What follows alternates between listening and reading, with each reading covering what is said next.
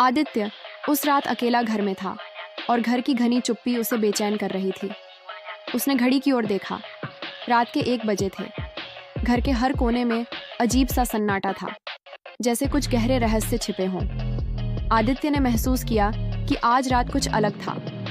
वह अपने कमरे में बैठा था और उसकी आंखें किताबों की ओर पड़ी हुई थीं, लेकिन उसका मन कहीं और था।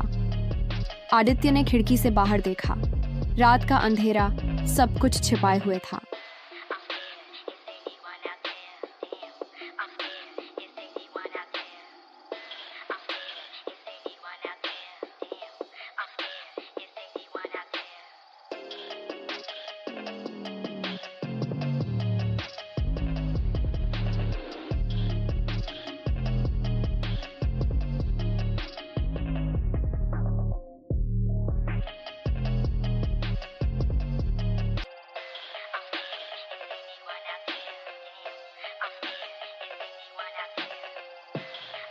आदित्य का दिल तेजी से धड़कने लगा। उसने कमरे के अंदर वापस लौटने का सोचा, लेकिन कदम खुद ब खुद उस आवाज की ओर बढ़ते गए। आदित्य ने देखा कि लिविंग रूम की लाइट जल रही थी, लेकिन वहां कोई नहीं था। उसने कमरे के हर कोने में ध्यान से देखा, लेकिन कोई नहीं था। फिर अचानक आवाज फिर से आई, लेकिन अब वह कच्ची, घबराई हुई थी। आदित्य, देखो। आदित्य बुरी तरह से कांपते हुए कमरे में घुसा और तभी एक साया उसकी आंखों के सामने आया। तुम कौन हो? आदित्य ने आवाज को पहचानते हुए डर से पूछा। वह साया धीरे धीरे सामने आया और उसकी आंखें गहरी काली थीं।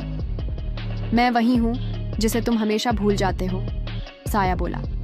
आदित्य के माथे पर पसीना आ गया। क्या तुम मुझे जानते हो? उसने पूछा। साया मुस्कुराया। मैं वह आवाज हूं जो तुम्हारे भीतर छुपी है। आदित्य के शरीर में एक अजीब सा ठंडा एहसास हुआ। तुम मेरी आवाज हो? आदित्य ने चौंकते हुए पूछा।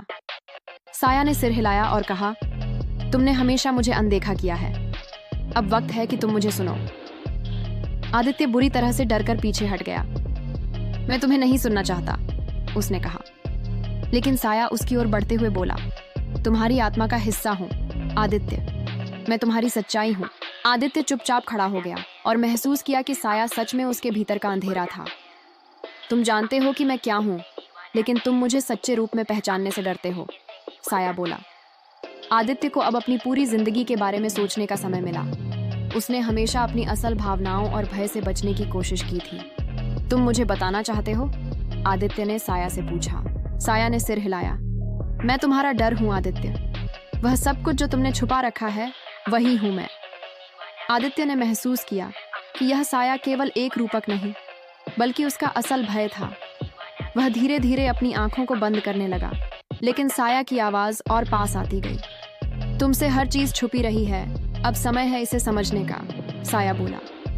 आदित्य ने महसूस किया कि यह केवल एक आवाज नहीं, बल्कि उसकी आत्मा का हिस्सा था। क्या अब मैं तुम्हें देख सकता हूँ? आदित्य ने धीरे से पूछा। साया मुस्कुराया। तुम हमेशा मुझे देख सकते थे, तुम बस डरते थे। आदित्य ने गहरी सांस ली और अपने भीतर की आवाज को सुना। वह समझ चुका था कि यह साया केवल डर नहीं था, बल्कि आत्मसमझ था। अब मैं जानता हूं कि तुम्हारे बिना मैं पूरा नहीं हूं, आदित्य ने कहा।